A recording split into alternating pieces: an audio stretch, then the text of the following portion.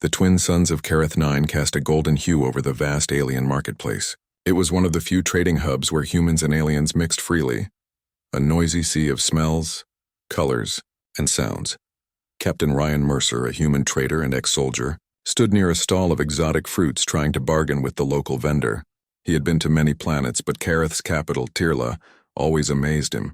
Floating towers, levitating carts, and citizens from over 100 species walking side by side. Ryan loved this place. It was wild, loud, and full of stories waiting to happen. As he haggled over the price of a sweet-smelling purple fruit, a voice interrupted him.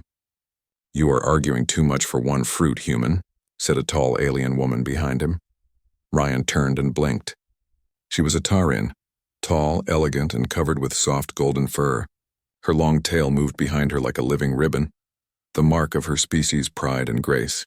Her face had delicate feline features, and her eyes shimmered like molten silver.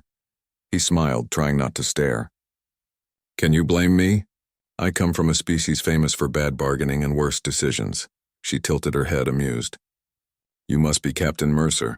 "I have heard of you." The human who fought the Oscar raiders with only one ship and lived to tell about it. "Guilty," Ryan said, giving a half bow. "And you are?" "I am Shaltara, daughter of Clan Varen." Her tone was polite, but her posture screamed authority. Taran clans were ancient and proud, and the warriors, traders, and diplomats all in one. Ryan had met her kind before, but something about Shaltara caught his attention. Maybe the way her tail flicked in annoyance every few seconds, trying to lighten the mood. He chuckled and said, "You know, back on Earth, we say that when a woman moves her hair like that, she's flirting. I guess here it's the tail, huh?" The market went silent, the vendor froze. A nearby guard turned his head. Even the sound of alien birds overhead seemed to stop. Shaltara's silver eyes narrowed. Her tail froze mid-sway. Ryan realized too late what he had done. Among the Taran, a person's tail was sacred, a symbol of family honor, lineage, and pride. To joke about it was equal to insulting their bloodline. She spoke softly, but her words cut through the quiet like a blade. "You joke about my tail, human?" Ryan raised his hands. It was just a joke." "I didn't mean." Too late. Two Taran guards appeared from the crowd, spears humming with energy. The vendor slipped away silently, muttering something about foolish off-worlders. Before Ryan could explain, Shaltara gave a sharp command in her language. The guards surrounded him. He sighed. Great. Another day, another misunderstanding. Ryan was taken to the Hall of Judgment, a massive crystal structure overlooking the trade district. Inside, the air shimmered with energy, and Taran elders sat on raised seats. Each wore golden robes, tails wrapped around their waists like sashes. Shaltara stood beside them, her expression calm but unreadable. The eldest among them, a silver-furred male, spoke. "Human, you have insulted the daughter of Clan Varen in public. According to our law, this demands resolution." Ryan swallowed. "Look, it was a bad joke. I didn't mean disrespect.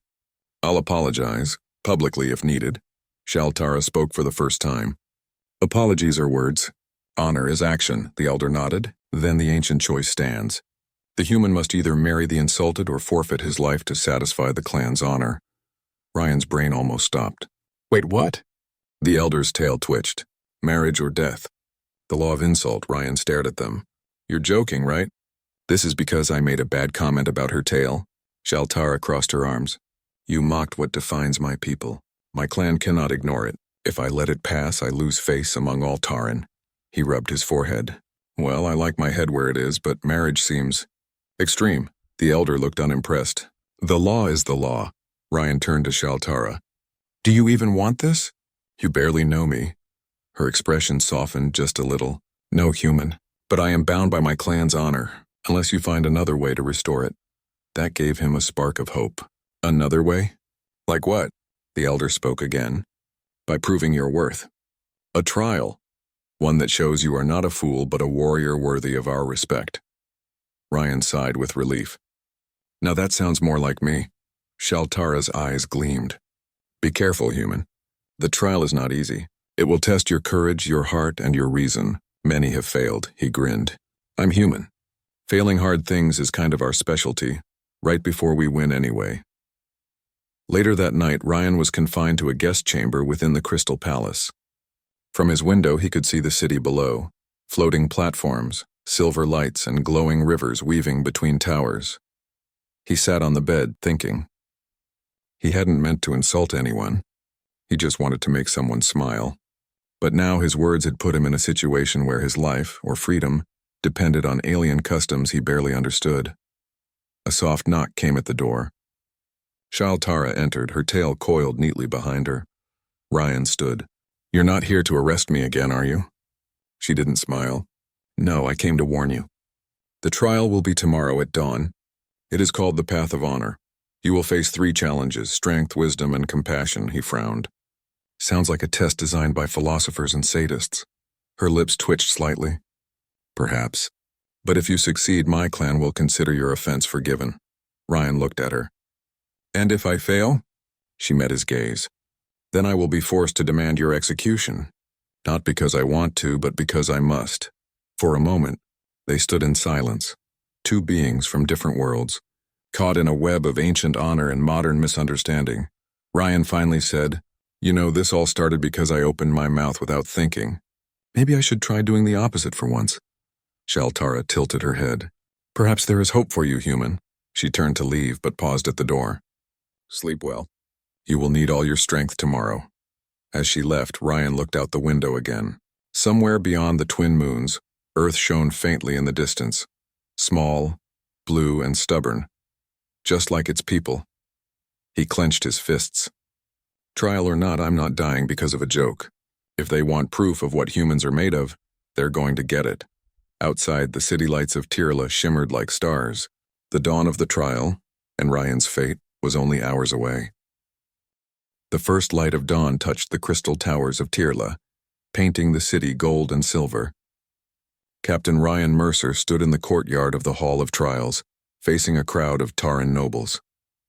They watched silently, tails wrapped around their waists, eyes sharp with judgment. In front of him stood Shaltara, dressed in ceremonial armor made of silver plates that shimmered under the twin suns. Her tale was still and formal, no warmth, no emotion. She was no longer just the woman he had insulted. She was the representative of her proud clan. Ryan took a deep breath. He had survived alien battles, starship crashes, and political betrayals. But this strange alien test might be the toughest challenge yet. The elder from before stepped forward, his voice echoing across the courtyard. "Human Ryan Mercer, you will walk the path of honor, a trial of 3 challenges, strength, wisdom, and compassion. Fail, and you will forfeit your life. Succeed, and your insult shall be forgiven." Ryan gave a small nod. "Let's get this over with." The first trial, strength. The floor of the courtyard shifted, revealing a deep pit filled with moving platforms and hovering stones. At the far end, a giant gate of metal and crystal shimmered. Guarded by 2 enormous Taran war beasts, the elder announced, "To prove strength, you must cross the pit and lift the gate of valor. Only one who commands both body and will can open it."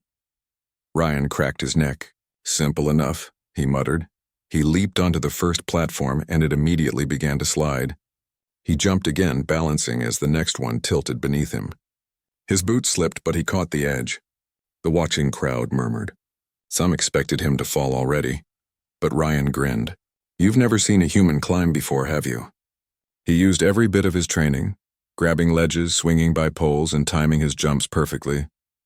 By the time he reached the last platform, his arms were shaking, and sweat ran down his face. Now the final part, the Gate of Valor. It stood twice his height, and was covered in alien symbols. When he placed his hands on it, the gate pulsed with energy, resisting him. Shaltara's voice carried across the courtyard. "The gate reads your heart. It will not open for those without purpose." Ryan gritted his teeth. "Purpose, huh? I've got one. Staying alive." He pushed harder. The crowd gasped as the gate began to tremble.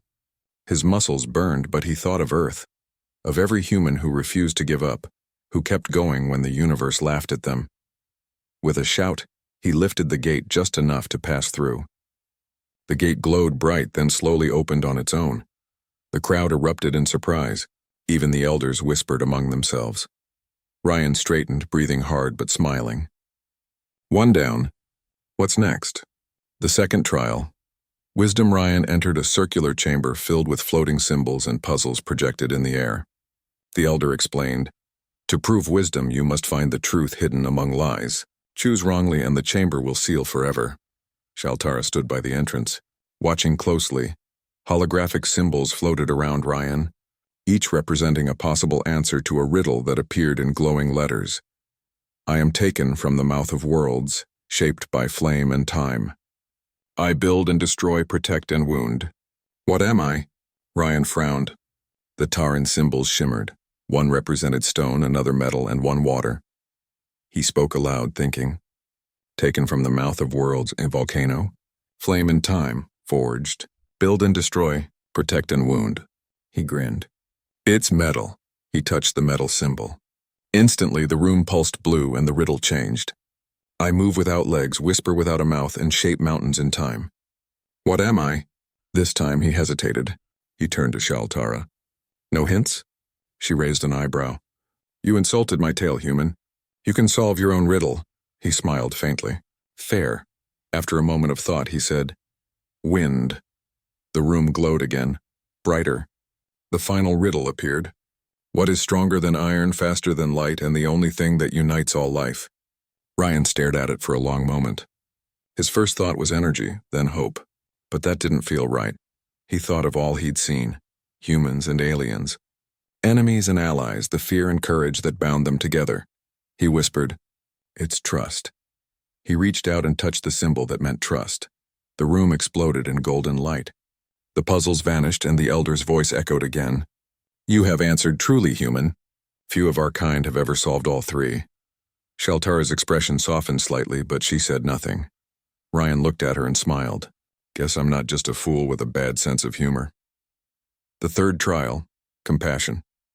The final test took place outside on a high platform overlooking the city.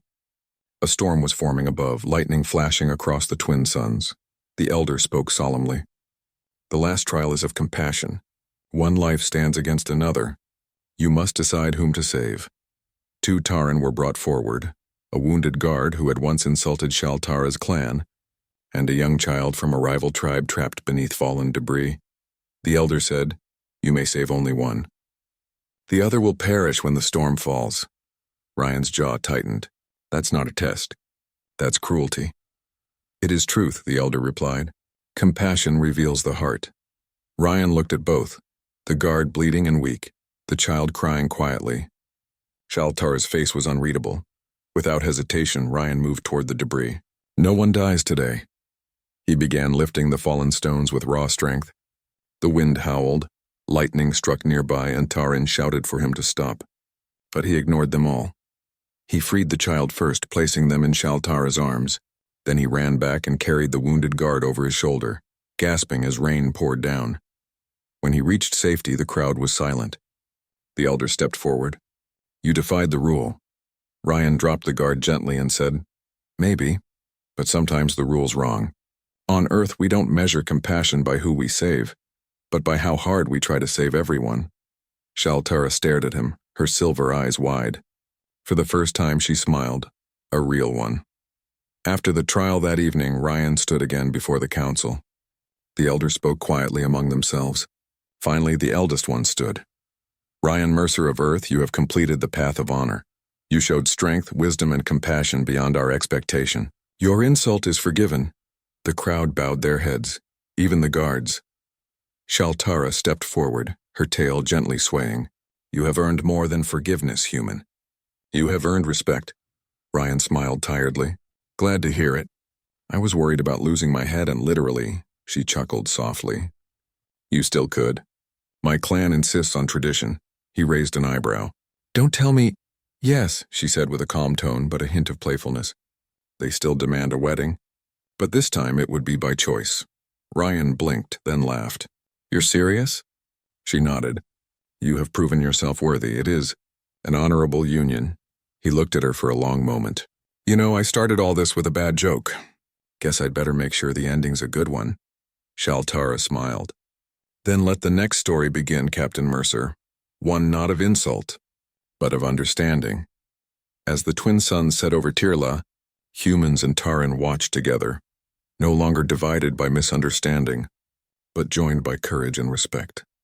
And somewhere deep inside, Shaltar thought that maybe, just maybe, this strange human had changed her world more than any warrior ever could. For the first time in Taran history, a laugh shared between species would become a legend, not of shame but of humanity's heart.